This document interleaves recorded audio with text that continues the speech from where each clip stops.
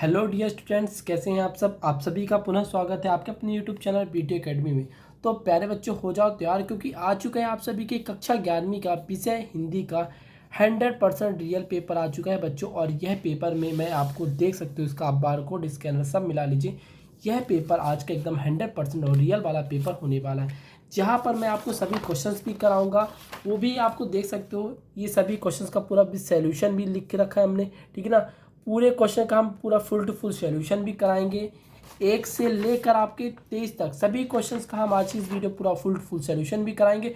और यह बता दें, यह वीडियो किसी भी वक्त डिलीट हो सकता है, तो यदि आपको यह वीडियो मिल गया है तो जल्दी से कर लीजिए वीडियो को डाउनलोड और अपने दोस्तों के साथ शेयर जरूर कर दीजिएगा, ताकि कल के एग्जाम में आपके साथ साथ आपके दोस्त भी 80 में 80 ला सकें। ठीक है छात्रों, तो चलिए बच्चों वीडियो स्टार्ट करते हैं, क्योंकि कल आपका पेपर होने वाला है और समय भाई बहुत कम है, ठीक है ना। तो अब जब पेपर आखिरकार लीक हो गया है, तो आपको जब मिल रहा है तो तैयारी करने में जाता क्या है, करो ना तैयारी। चलो तो स्टार्ट करते हैं। यहाँ पर आपको कुछ निर्देश दिए गए हैं, ठीक है। वो कुछ निर्देश इतने ज़्यादा महत्वपूर्ण नहीं है, इसे आप ना पढ़ें। इसके बाद हम चलते डायरेक्ट प्रश्न क्रमांक 1 से। प्रश्न क्रमांक 1 में आपका दिया गया है, पहला प्रश्न है बच्चों, सही विकल्प चुनकर लिखिए। यहाँ पर आपको 6 विकल्प दिए गए, 6 नंबर, एक प्रश्न का 1 नंबर मिलने वाला है आपको। पहला है, रचना के अनुसार वाक्य के भेद कितने होते हैं। ऑप्शन दिया गया है 2, 3, 4 या 5। तो आप बताओगे बच्चों कि रचना के आधार पर जो वाक्य होते 3 प्रकार के होते। ऑप्शन नंबर बी इसका राइट आंसर हो जाएगा। ओके, नेक्स्ट है, संचार शब्द की उत्पत्ति चर धातु से हुई, जिसका अर्थ है आपको बताना कि समझना, रटना, चलना या पढ़ना। तो आप बताओगे इसका अर्थ होता है चलना होता है, ठीक है। नेक्स्ट है, चित्रपाठ संगीत का पर्याय कहा गया है। ऑप्शन है नूरजहां को, आशा भोसले को, लता मंगेशकर को या कविता कृष्णमूर्ति को। तो आप बताओगे इसमें जो सही उत्तर होगा आपका लता मंगेशकर को का। किसी बच्चों लता मंगेशकर इसका सही उत्तर हो जाएगा। अगला है बच्चों आपका हिंदी का प्रथम उपन्यास माना गया है। तो आप बताओगे, ऑप्शन है पहला सेवा सदन, दूसरा परीक्षा गुरु, तीसरा इरावती, चौथा है चंद्रक्रांता। तो आप बताओगे जो इसमें हिंदी का प्रथम उपन्यास परीक्षा गुरु को माना गया है, ठीक है बच्चों।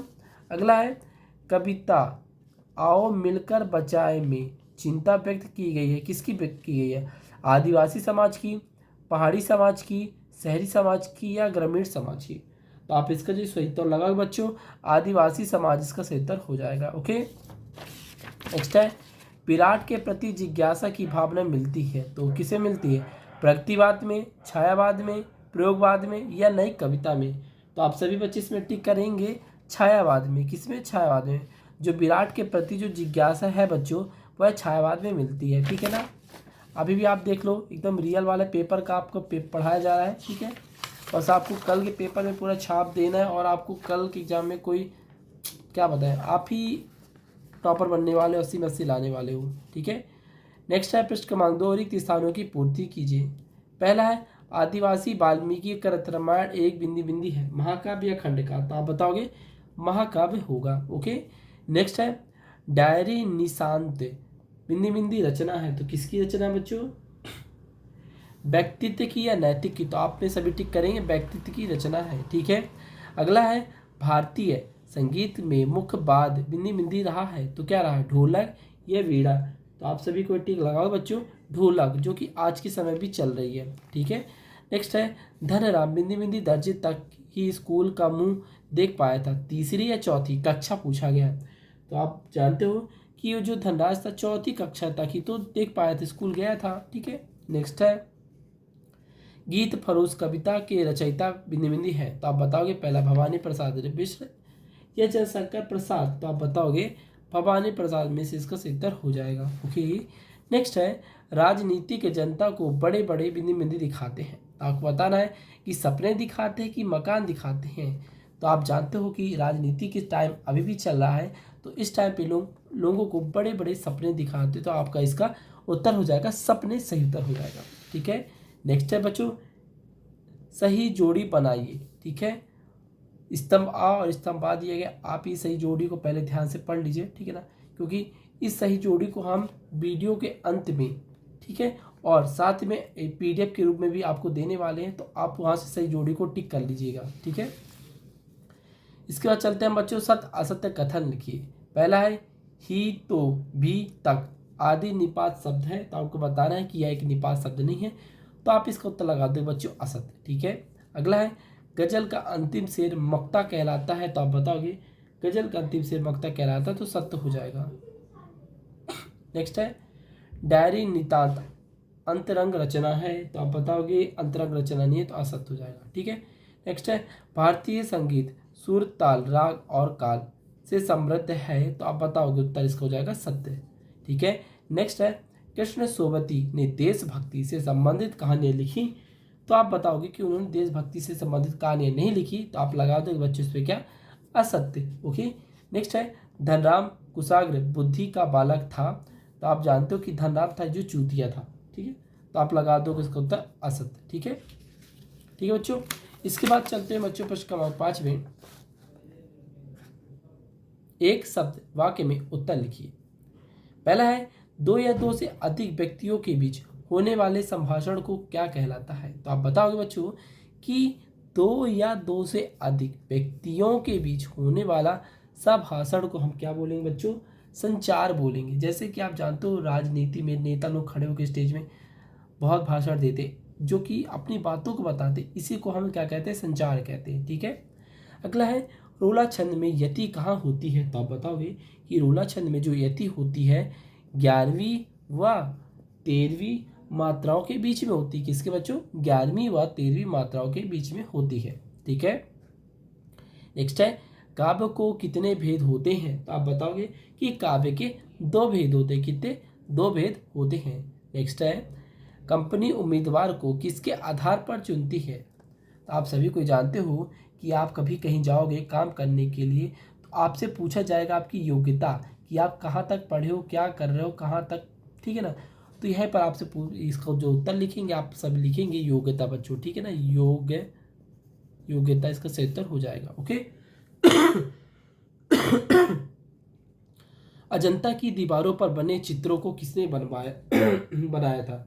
तो आप बताओगे अजंता पे की दीवारों पे जो बना चित्र था वो हरी सेरण ने बनाया था। किसने, हरी सेर ने बनवाया था। ठीक है ना, नेक्स्ट है दूसरी बार लॉर्ड कर्जन के भारत आने पर कौन प्रसन्न नहीं थे। तो आप बताओगे कौन प्रसन्न नहीं थे। तो आप बताओगे कि भारतवासी जो थे वो प्रसन्न नहीं थे कि लॉर्ड कर्जन उनके भारत पे दोबारा आया। ठीक है, नेक्स्ट है याज्ञनिक द्वारा रचित कृति का नाम क्या था। तो आप बताओगे याज्ञनिक द्वारा उन्होंने रचना की थी उस कृति का नाम है बच्चों अलखंड। ठीक है ना, लिख देता हूं हम अलखंड। ठीक है, ये इसका सही उत्तर हो जाएगा। ठीक है, इसके बाद आता है आपका प्रश्न क्रमांक 6। यहाँ पर आपसे पूछा गया है भरतेंदु युग की 2 प्रवृत्तियां लिखिए अथवा प्रगतिवाद कविता की कोई 2 विशेषता लिखिए। देखिए बच्चे, जो set A, set B, set C and set D में सभी क्वेश्चंस आगे पीछे हैं। ठीक है, तो आपको पहले करना क्या है, आपको पहले पूरे क्वेश्चंस को समझना है कि कहाँ पर आपको कौन सा प्रश्न लिखना आ सकता है, तो आपको उसका उत्तर क्या लिखना होगा। ठीक है, और रही बात उत्तर की, तो इसका उत्तर मैं वीडियो के अंत में भी आपको मैं पूरा बता दूंगा। और साथ में यदि आप इसका PDF चाहते हैं तो आप डिस्क्रिप्शन में दिए गए टेलीग्राम लिंक को ज्वाइन करके इसका PDF भी प्राप्त कर सकते हैं। ठीक है, तो चलिए स्टार्ट करें। यहाँ पर बच्चों आपको ये ग्रामर का सेक्शन का पूछा गया था कि भरतेंदु युग की 2 विशेषता। देखो 2 नंबर का है तो आपको इसकी 2 विशेषताओं को लिखना होगा। ओके, अथवा में प्रगतिवाद कविता की 2 विशेषताओं को यहाँ पर आपको 2 विशेषताओं को लिखना होगा। ठीक है, नेक्स्ट प्रश्न क्रमांक 7 मीरा जगत देखकर रोती क्यों है अथवा कबीर ने अपने को दीवाना क्यों कहा है। आपको बताना है कि कबीर ने आखिर क्यों अपने आप को दीवाना प्रस्तुत किया है, बताया है। ठीक है, अगला है प्रश्न क्रमांक 8। इससे पूछा गया है कहानी के तत्व लिखिए अथवा सकल नए तत्व को क्या है। मतलब बच्चों यहाँ पर आपको परिभाषा नहीं लिखना है, यहाँ पर आपको बताना है कि कहानी के तत्व कौन कौन से उनका वर्णन करना है यहाँ पर आपको। ठीक है बच्चों,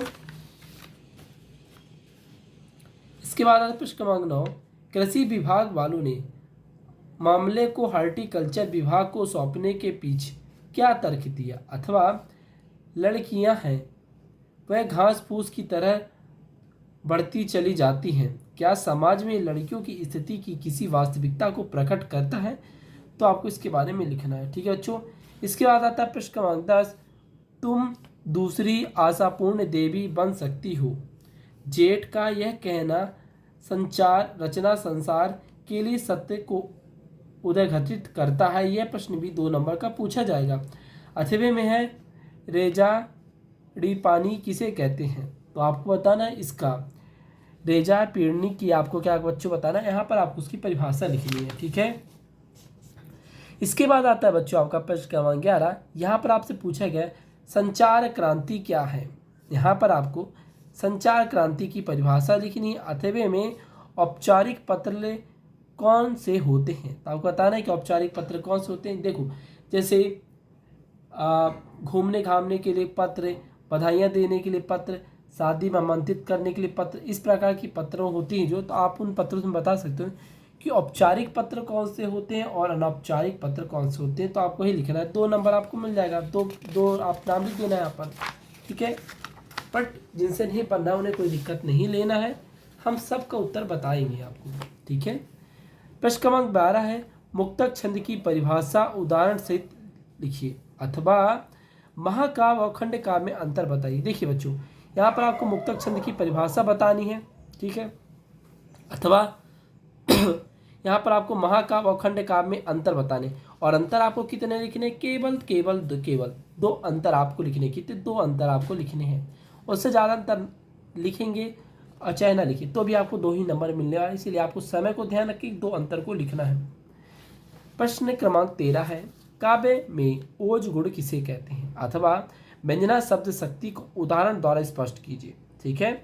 यहाँ पर आपको काव्य में ओज गुण, आपको यहाँ पर ओज गुण की परिभाषा लिखनी है बच्चों, और यहाँ पर आपको व्यंजना शब्द शक्ति की परिभाषा और साथ में उसका उदाहरण भी आपको यहाँ पर लिखना होगा। ठीक है। इसके बाद आता है आपका प्रश्न क्रमांक 14 में पूछा गया है निम्नलिखित महावरों का अर्थ बताते हुए वाक्य प्रयोग कीजिए। पहला है डूबते को तिनके का सहारा, और दूसरा है कंगाली में आटा गीला। यह बच्चों एक मुहावरा है, आपको बताना है कि डूबते में तिनके का सहारा भी एक बहुत ही मतलब क्या बोलते हैं ना, जैसे कि जब कोई डूब रहा हो तो मतलब उसे एक पत्ता भी मिल जाए तो उसे एक आशा बढ़ जाती है कि हाँ वो अभी डूबने से बच सकता है। तो इस प्रकार उसे अपने शब्दों में आपको उसके मुहावरा लिखना है और साथ में बच्चों उसका अर्थ भी बताना है। ठीक है ना। और इसमें भी आपको बताना है कि एक तो गरीबी में आटा गीला, उसी प्रकार कंगाली में आटा गीला सेम है कि मतलब आपके पास 2 रुपये तो है नहीं और कोई आपसे 2 रुपये भी मांग लेता है, तो इसे आप कह सकते हो कि कंगाली में आटा गीला। ठीक है बच्चों। इसके बाद आता है प्रश्न क्रमांक 15 निम्नलिखित अशुद्ध वाक्यों को शुद्ध करके लिखिए। मतलब आपको यहाँ पर जो 2 वाक्य दिए गए ना, ये 2 वाक्य अशुद्ध रूप से हैं, इन्हें आपको शुद्ध करके लिखना है। उसका होश उड़ गया। ठीक है। दूसरा है पिता का पुत्र में विश्वास है, तो यहाँ बता सकते हो कि पिता को पुत्र में विश्वास है। ठीक है ना, ऐसे इसको शुद्ध करना है आपको। ठीक है। अथवे में पूछा गया है मिश्रित तथा संयुक्त वाक्य में अंतर बताइए। किसे बच्चों, मिश्रित और संयुक्त वाक्य में आपको अंतर लिखना है, वो भी कितने अंतर लिखने हैं, आपको 2 अंतर लिखने हैं बच्चों। ठीक है। प्रश्न क्रमांक 16 में आपको पूछा गया भवानी प्रसाद मिश्र अथवा दुष्यंत कुमार का काव्यात्मक परिचय निम्नलिखित बिंदुओं के आधार पर लिखिए। पहला है 2 रचनाएं, भाग पक्ष, कला पक्ष, साहित्य में स्थान। ठीक है बच्चों। तो आपको भवानी प्रसाद मिश्र या दुष्यंत कुमार में से किन्हीं एक पर आपको उनकी 2 रचनाएं, भाव पक्ष, कला पक्ष और साहित्य में स्थान का आपको वर्णन करना है। ठीक है। इसके बाद आता है प्रश्न क्रमांक 17 कृष्ण सोबती अथवा कृष्ण चादर का साहित्यिक परिचय निम्नलिखित बिंदुओं के आधार पर लिखिए। पहला है 2 रचनाएं, भाषा शैली और साहित्य में स्थान।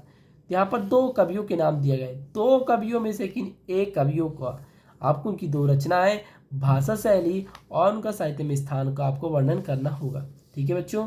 इसके बाद आता है प्रश्न क्रमांक 18। प्रश्न क्रमांक 18 में पूछा गया है अपने विद्यालय में आयोजित होने वाले राष्ट्रीय पुस्तक प्रदर्शनी का विज्ञापन बनाइए अथवा दूर के ढोल सुहावने होते हैं का भाव पल्लवन कीजिए।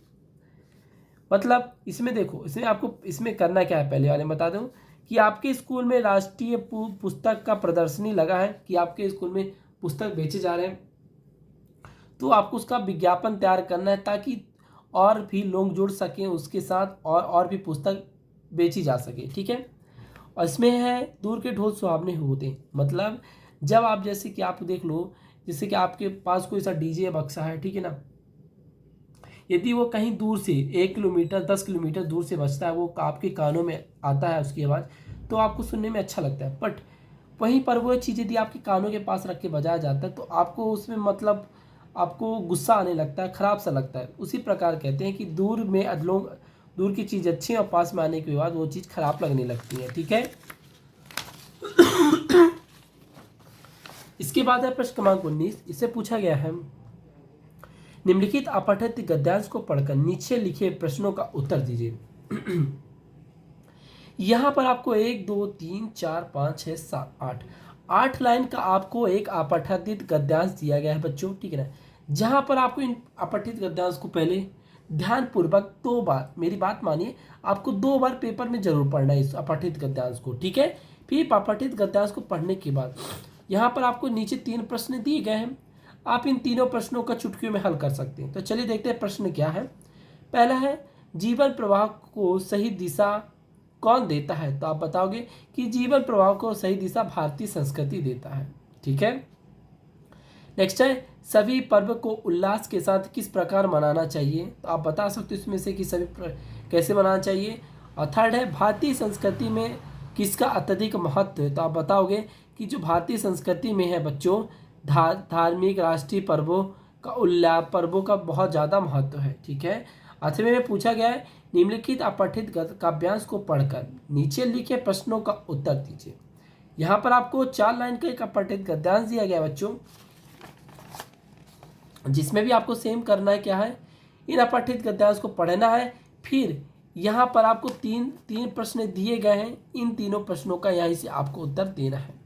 बहुत ही सिंपल है, यहीं से आपको क्वेश्चंस के आंसर मिलने वाले हैं। तो आई होप ये जो 4 नंबर 3 नंबर के जो प्रश्न आने वाले हैं बच्चों, इसे आप कोई भी नहीं छोड़ने वाले हो, आप पूरे के पूरे करने वाले हो। पहला है, कवि के अनुसार मृदुता और शोक किस प्रकार मिटता है? दूसरा है, उपयुक्त काव्यांश का उपयुक्त शीर्षक लिखिए। थर्ड है, प्रयुक्त काव्यांश का भाव अपने शब्दों में लिखिए। इसके बाद बच्चों प्रश्न क्रमांक 20 है। प्रश्न क्रमांक 20 से पूछा गया है, निम्नलिखित पद्यांश का संदर्भ प्रसंग सहित भावार्थ लिखिए। क्या क्या करना बच्चों, ये पद्यांश जो दिया गया है इसका आपको संदर्भ, प्रसंग और आपको इसका भावार्थ भी लिखना है। देखो, इसके लिए आपको खाली 4 नंबर मिलने वाले, ये केवल 2 मिनट में आप इसे अच्छे से लिख सकते हो। यहाँ पर आपको 2 टॉपिक दिए गए हैं, ठीक है ना, 2 टॉपिक में से आपको कोई सा भी यदि सरल लगता है आप उन्हें चूज करके लिख सकते हैं। ठीक है, इसके बाद आता है बच्चों आपका प्रश्न क्रमांक 21। प्रश्न क्रमांक 21 यहाँ पूछा गया है, निम्नलिखित गद्यांश का संदर्भ प्रसंग सहित व्याख्या। सेम बच्चों जैसे पहले प्रश्न में प्रश्न क्रमांक 20 से पूछा गया था, उसी प्रकार आपको प्रश्न क्रमांक 21 में भी करना है। ठीक है, वहाँ पर भावार्थ पूछा गया था, यहाँ पर आपको उसका व्याख्या करना है। तो आप देख सकते हो, संदर्भ, प्रसंग और व्याख्या करना है। 2 में से आपको किसी एक टॉपिक को सेलेक्ट करना है और एक टॉपिक पे आपको उसका संदर्भ, प्रसंग और व्याख्या को लिखना है। इसके लिए आपको 4 नंबर मिल जाएंगे।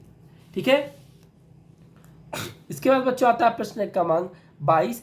यह बहुत प्रश्न क्रमांक 22 और 23 जो आपके त्रमाही, छमाही, वार्षिक में तो पूछे जाते हैं, साथ ही साथ एक कक्षा 9वीं, 10वीं, 11वीं और 12वीं में भी पूछे जाते हैं। यदि आप इसे आज अच्छे से तैयारी कर लेते हैं तो आपकी क्लास 12th की हिंदी की प्रिपरेशन की 2 क्वेश्चन ऑलरेडी हो जाएंगे। ठीक है, तो देखते हैं प्रश्न कौन सा है 22 में। अपने बड़े भाई के विवाह में सम्मिलित होने के लिए अपने सहेली को निमंत्रण पत्र। देखो, यदि आप दोस्त लड़के हो गए तो अपने दोस्त को लिख देना, यदि लड़की होगी तो सहेली में लिख देना। ठीक है, मतलब आपका जो बड़ा भाई है उसकी शादी हो रही है, ठीक है, तो आप अपने दोस्तों को लेटर लिख रहे हो कि यार मेरे भाई की शादी हो रही है, मेरी बहन की शादी हो रही है, तो आप सभी को इस दिन आना है। ठीक है ना, वो भी अपने परिवार के साथ। ठीक है, ऐसे लिखना है। 8वें में जो पूछा गया है, नगर की अनियमित विद्युत व्यवस्था हेतु अधिकांशी अभियंता के लिए एक शिकायती पत्र लिखें। मतलब आपका जो एक नगर है, जैसे आपके कोई सा भी नगर है, ठीक है ना, आप जहाँ रहते हो वहाँ पर जो बिजली की व्यवस्था है बहुत ही गंदी है। मतलब कभी भी लाइट आती, कभी भी लाइट जाती है, कोई नियमित टाइम नहीं होता आने जाने का। ठीक है ना, गर्मी का टाइम है, पूरा दिन रात लाइट नहीं रहती है, 2-2 4-4 दिन तक लाइट नहीं रहती। इसके लिए आपको अपने जो आपका जो जहाँ से आपकी विद्युत सप्लाई होती है वहाँ के अधिवंशी अभियंता को एक शिकायती पत्र लिखना है कि आप इसे जल्द से जल्द सुधार करें। इससे हमें बहुत ही ज़्यादा दिक्कत होती है। ठीक है। इसके बाद बच्चों प्रश्न क्रमांक 3 से पूछा गया है, निम्नलिखित में से किसी एक विषय पर संक्षिप्त किंतु संदर्भित निबंध लिखिए। मतलब यहाँ पर आपको 4 टॉपिक दिए गए। पहला है कोरोना वायरस, दूसरा है विज्ञान और मानव, थर्ड है वनों का महत्व, चौथा है किसी यात्रा का वर्णन। तो आपको इन 4 निबंध में से किसी एक निबंध को सेलेक्ट करना है और उसमें आपको इसका निबंध लिखना है बच्चों। देखो, कोरोना वायरस का आप ऑलरेडी जानते हो बच्चों कि 2 साल से कोविड-19 था। ठीक है, उसके बारे में तो आपको बताना है नहीं, आप अपने दुख दर्द को वहाँ पर भर भर के लिखो। ठीक है, आपको उसके पूरे के पूरे 4 नंबर मिलने वाले हैं। यहाँ पर विज्ञान और महत्व, यहाँ पर आप जैसे विज्ञान के चमत्कार या कि वंडर ऑफ साइंस जो इंग्लिश में आपने याद किया था उसे आप हिंदी में लिख सकते हो। पेड़ों का महत्व लिख सकते हो कि गर्मी के समय यार पेड़ों का कितना महत्व होता है, ये हमें ऑक्सीजन देती हैं, कार्बन डाइऑक्साइड लेती हैं। और साथ ही साथ किसी यात्रा का वर्णन लिख सकते हो कि आप घूमने गए उसका वर्णन कर सकते हो। तो इस प्रकार प्रिय छात्रों, आज की इस वीडियो पे मैंने आपको ऑलरेडी सभी क्वेश्चंस को समझा दिया है। ये सभी questions set A, set B, set C and set D करके आपके एग्जाम में आने वाले हैं। तो आप सभी को करना क्या है, इन सभी क्वेश्चंस को तो आप ने मैंने बता दिया, तो आप इनकी तैयारी तो अच्छे से कर लिए होंगे। और आपको बता दें, इसका जो आंसर सीट है ना, आपको इसके बाद एक नेक्स्ट वीडियो अपलोड होने वाली है जहां पर आपको इन सभी क्वेश्चंस का एक एक क्वेश्चंस का, चाहे ये हो चाहे अथवा चाहे नॉर्मल क्वेश्चन हो, सभी का आपको आंसर दिया जाएगा वीडियो में और बताया भी जाएगा कहाँ पर आपको कैसे कॉपी में लिखना है। तो इसके लिए आपको करना क्या है बच्चों, जल्दी से वीडियो को लाइक कर लेना है और चैनल को सब्सक्राइब करके जो घंटी का आइकन रहता है ना उसे जल्दी से ऑन कर लीजिएगा, ताकि इसके आंसर सीट की वीडियो जल्दी अपलोड हो तो उसका नोटिफिकेशन आप तक पहुंच सके और आप अपने एग्जाम की तैयारी बहुत ही अच्छे तरीके से कर सकें। और साथ ही साथ यदि आपको आप में से किसी छात्र को यदि इसका पीडीएफ चाहिए तो डिस्क्रिप्शन में एक टेलीग्राम का लिंक दिया है, वहां से आप इसका पीडीएफ प्राप्त कर सकते हैं। ठीक है, और चैनल को सब्सक्राइब करके बेल आइकन को जरूर ऑन करिएगा, क्योंकि अभी तो हम आपको हिंदी का करा रहे हैं। इसके बाद जो आर्ट वाले स्टूडेंट हैं उनके आर्ट सब्जेक्ट का पेपर आएगा, और जो बायोलॉजी के या मैथ के सब्जेक्ट हैं, जो कृषि से रिलेटेड विद्यार्थी हैं, उन सभी स्टूडेंट्स के पेपर जो है यहाँ पर सबसे पहले अपलोड कर दिए जाते हैं। तो आप सभी के एग्जाम की तैयारी हम सबसे पहले यहीं कराते हैं। ठीक है, तो आपको इसीलिए चैनल को सब्सक्राइब करके बेल आइकन को ऑन कर लेना है। और हाँ, दोस्तों को ज़्यादा से ज़्यादा शेयर जरूर करिए, आपके पास जो भी व्हाट्सअप या टेलीग्राम सोशल मीडिया जितने हैं उन सभी तक इस वीडियो को शेयर करें, ताकि आपके साथ आपके दोस्त भी 80 में 80 नंबर ला सकें। और क्योंकि यह पेपर किसी भी वक्त डिलीट हो सकता है, इसीलिए कुछ समय के लिए पेपर यूट्यूब चैनल पे रहने वाला है, तो सभी को शेयर जरूर करें। सो बच्चों, आज के लिए बस इतना ही, फिर मिलते हैं एक नेक्स्ट वीडियो के साथ। जय हिंद, जय भारत।